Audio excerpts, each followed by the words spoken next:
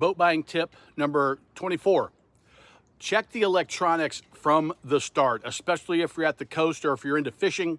The electronics can be very expensive. If you're looking at one boat that has all the electronics that you want and they're brand new, compared to a boat that you're gonna have to replace everything or add everything, make sure you're comparing apples to apples and that you're not buying the cheaper boat that's more expensive in the long run. Let me know if you've ever made a mistake with electronics buying your boat. For more boat buying tips, Boat Buyer's Secret Weapon on YouTube.